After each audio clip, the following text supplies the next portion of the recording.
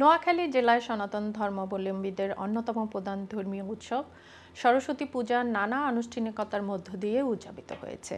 জেলার বিভিন্ন শিক্ষা প্রতিষ্ঠান ও মন্দিরে ভোর থেকে বিদ্যা দেবী সরস্বতীর বন্দনায় মুখর হয়ে ওঠে চারপাশ।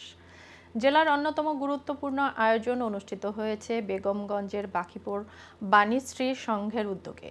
এখানে ভোরবেলায় ঘট স্থাপনের মাধ্যমে পূজার আনুষ্ঠানিকতা শুরু হয়। এরপরে পূজারীদের অংশগ্রহণে অর্চনা, পুষ্পাঞ্জলি প্রদান, যজ্ঞ, ধর্মীয় সঙ্গীত পরিবেশনা, মহাপ্রসাদ বিতরণ এবং মনোমুগ্ধকর সাংস্কৃতিক অনুষ্ঠান হয়। পূজা মণ্ডপগুলোতে সব বয়সের ভক্ত অনুসারীদের উপস্থিতিতে সৃষ্টি হয় এক আনন্দঘন পরিবেশের।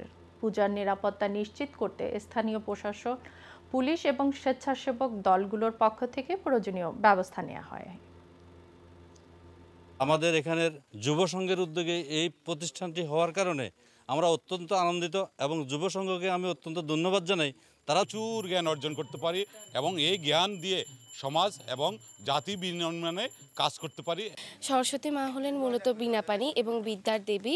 তার বিদ্যা এবং জ্ঞানের মাধ্যমে আমরা যাতে সমাজের সকল বৈষম্য এবং হানাহানি দূর করতে পারি। আমিও সরস্বতী মার কাছে বিদ্যা অর্জনের জন্য প্রার্থনা করছি, যেন আমি আমার ওই বিদ্যা দিয়ে আমি আমার চাকরি জীবনে আরও ভালো কিছু করতে